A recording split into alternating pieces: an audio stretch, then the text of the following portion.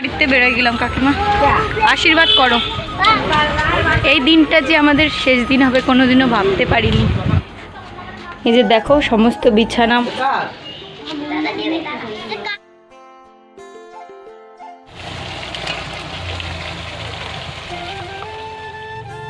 ভিডিওর প্রথম ক্লিপে তোমরা যেটা দেখতে পেলে আজকে সেটা সত্যি। আজকে আমি এমন একটা সিদ্ধান্ত নিতে চলেছি, তোমরা ভিডিওটা স্কিপ না করে প্রথম থেকে দেখতে থাকো।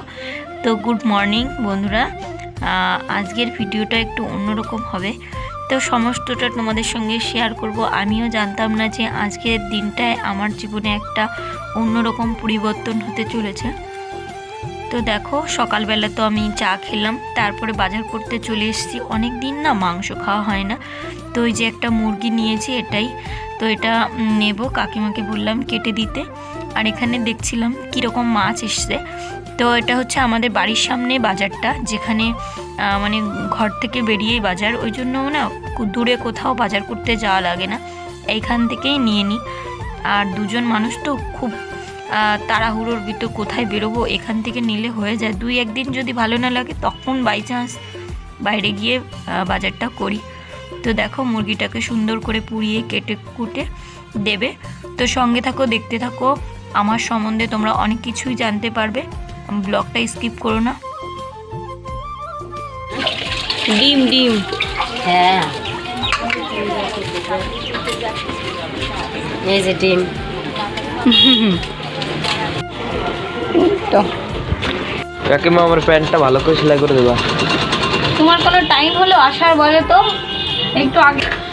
দেখো না সকাল থেকে এখনো রান্না বান্না খাওয়া হয়নি, তোমার প্যান্ট নিয়ে এখন বসলাম। পরীক্ষা না হলে কোনোদিনও দিতাম না, বুঝেছো? এই যে আমার জামা কাপড় সেলাই করা হয়ে গেল, তো তোমাদের সঙ্গে ইন্ট্রোটা ঠিক করে দিতে পারিনি।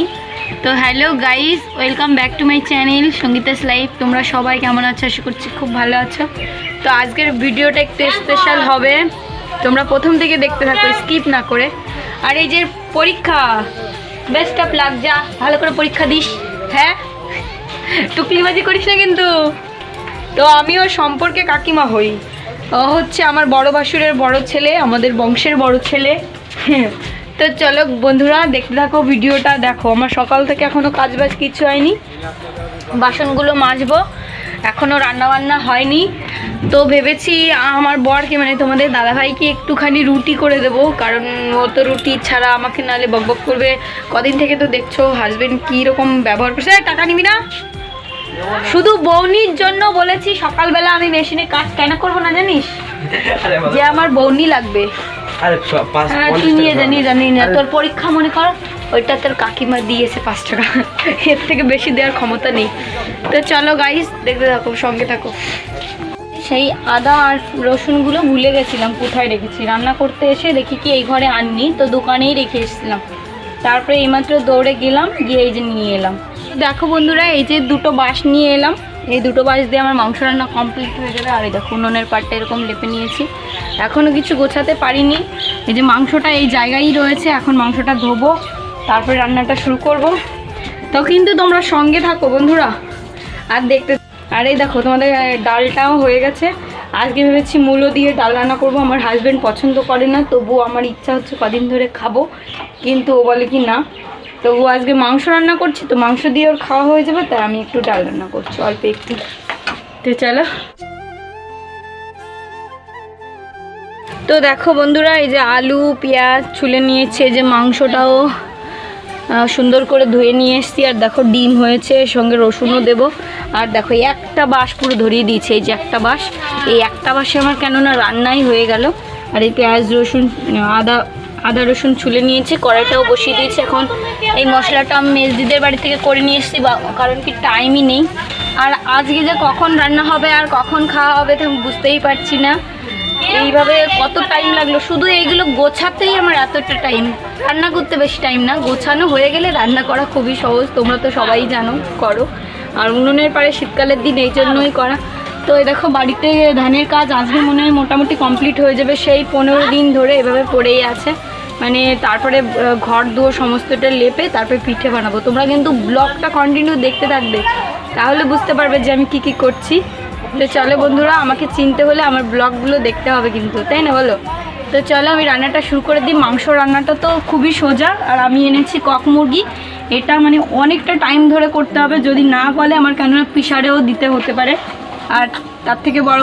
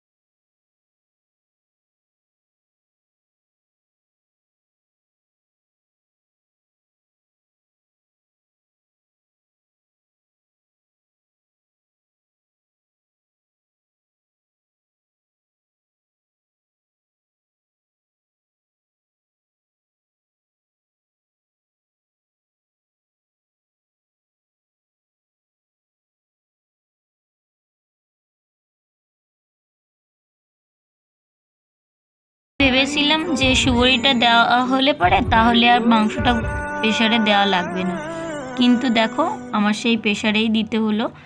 তাই জন্য, কারণ এতটা শক্ত, মানে মানে কি বলবো, হাড়টা খুবই নরম কিন্তু মাংসটা অনেক শক্ত, প্রেসারে দিলে খুব সুন্দর হয়, ওই জন্য দেয়া। আর আমার পাটাও পুড়ে গেল।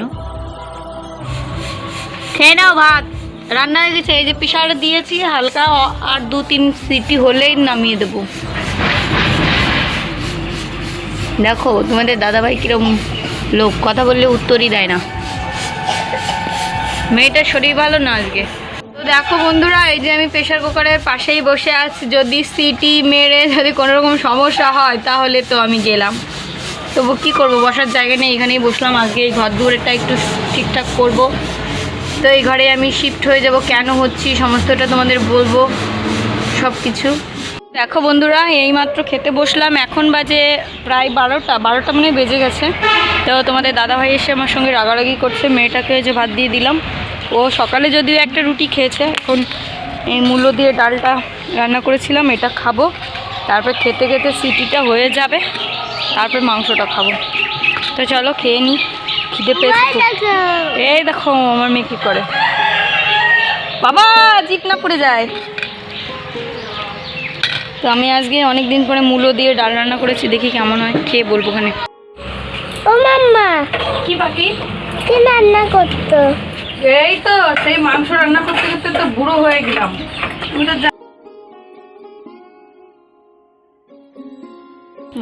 দেখো বন্ধুরা কীরকম সফট হয়েছে।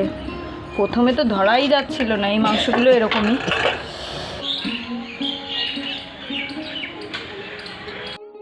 তো চর্দির জন্য এই যে দেখো বাটিতে তুলে নিচ্ছি। আর আজকে না মাংসটা প্রচণ্ড ঝাল হয়েছে, আমি বুঝতে পারিনি যে এতটা ঝাল। তো বন্ধুরা রান্নাবান্না কমপ্লিট হয়ে গেছে। তারপরে সমস্ত বাসন, ঘর দুয়ার, গ্যাস মুছে আমি একদম রেডি হয়ে গেছি। দেখো এই যে এতগুলো বাসন, ওই যে গ্যাস মুছলাম, গ্যাসটাকেও মুছে চকচক করছি। খাটের তলা ফলা পরিষ্কার করেছি। আমরা আজকে থেকে এই ঘরটায় শিফট হয়ে যাব, তো সমস্তটা বলবো, দেখতে থাকো। এই ঘরটায় মশারি সমস্ত নেব, আর আমার ঘরটার আজকে হোম ট্যুর দেখিয়ে দেবো তোমাদের। তো চলো দেখতে থাকো। আগে আমি একটু রেস্ট নিয়ে নিই, অনেক কাজ করলাম তো। তো দেখো বন্ধুরা, এই যে আমার বাড়ির সামনেটা, মানে আমাদের যে বাড়িটা পাকা বাড়ি, সেই বাড়ির এই যে সামনেটা আমার হাজবেন্ডের দোকান, আর পাশে এই যে কর্নারে দেখো ওই যে পাকা দোকান, আর এই যে হচ্ছে আমার শ্বশুরমশাইয়ের দোকান মুদিখানা। আর এই যে দেখো আমাদের বাড়ির একদম ফ্রন্ট সাইড, এই গেটটা দিয়ে আমরা ঢুকি। আর ওই বাড়ি থেকে একটু হেঁটে এসে এই যে আমাদের ঘর, যে ঘরে আজকে আমরা পুরোপুরি শিফট হয়ে যাব কাঁথা বালিশ মশারি নিয়ে। তো আজকে তোমাদের পুরোপুরি দেখাবো। তো বন্ধুরা আমার স্নান কমপ্লিট, এখন তোমাদের দাদাভাইও স্নান করলো। এই মনে আছে তো, এটা নিতে হবে তোমার ওই ইয়েটা, এর থেকে তোষক বের করো। তো বন্ধুরা হ্যাঁ, আজকে আমরা ওই ঘরে শিফট হয়ে যাব সমস্ত মশারি টশারি নিয়ে। কেন বৃত্তান্ত তোমাদের বলছি। তো আমাদের আর এই ঘরে থাকা হলো না, দেখতে থাকো। না না, আমরা ওই ঘরে চলে যাবো আজকের থেকে, আমরা ওই ঘরে আজকের থেকে ঘুমাবো, ঠিক আছে? টিনের ঘরে। আমরা ওই ঘরে রান্না করতাম না, এখন থেকে ওই ঘরে ঘুমাবো। তো বন্ধুরা এই ছাদের গাছগুলোর যত্ন করতে হবে। দেখো কি অবস্থা হয়েছে, মানে এত পরিমাণে ডাল। ওই বালিশ তোষক হ্যাঁ সব নিয়ে চলো, ওই যে বালিশ তোষক ওইগুলো নিয়ে চলো। তাহলে তুই এই যেই ঘরটা আমি রেখে যাচ্ছি নিচে, এই ঘরটাই ঘুমোস। আমি আর তোর বাবা ওই ঘরে ঘুমোবো ওখানে। তো দেখো বন্ধুরা আমার মেয়েটার মুখটা কালো হয়ে গেছে, ও ভাবতেই পারেনি যে ও এই ঘর থেকে চলে যেতে হবে। আমরা দুজনে উপরে ঘুমাবো, তোর মারে আকারে আলাদা করে দেবো। তুমি কি ভাবছো আমি আজকের থেকে ওই ঘরে ঘুমাবো? আমি আজকে রাত্রেবেলা চ্যালেঞ্জ নিলাম। আর দেখো ছাদের ঘরটা, তুমি নিচের ঘরে ঘুমাবো তুমি আর বাবা, আমিও একা ওই ঘরে ঘুমাবো। বাবা ঠিক আছে তুই আয়, চলে আয়। তো চলো ওই ঘরে, ইঞ্জিনি এই ঘরে তোমরা থেকো, আমি ওই ঘরে চলে যাবো। এই মশারিটা পারো তাড়াতাড়ি। তুমি যাবা, তুমি পারে না। হ্যাঁ তুমি ওরকম বলে না। বিদায় হও তো। বিদায় হব না মানে আমি হতে চাই, এই ঘরে থাকতে চাই না। তাড়াতাড়ি ওই যে মশারিটা পেরে দাও, আমার যা যা দরকার। আমার একটা বাক্স কিনে দেবা, দাও আলাদা করে।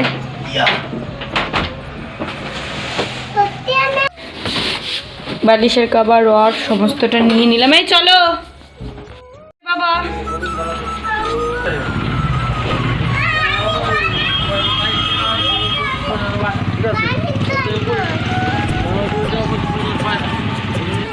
এই যে বাড়িতে বেরোয় গেলাম কাকিমা, আশীর্বাদ করো। এই দিনটা যে আমাদের শেষ দিন হবে কোনোদিনও ভাবতে পারিনি। ওই যে পিছনে দেখো লেপ কথা, আস্তে আস্তে সমস্ত জিনিস আনতে হবে তোমাদের সঙ্গে শেয়ার করবো। কোনটা জানি না গো।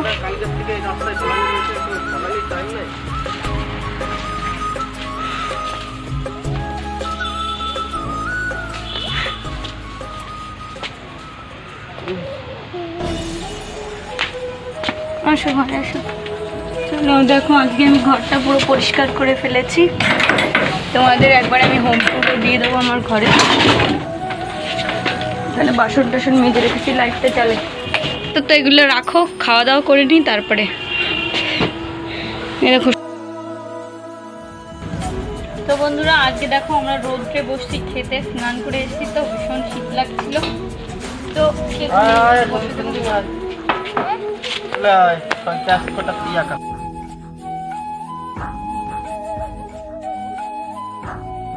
দুটোই বড় দে।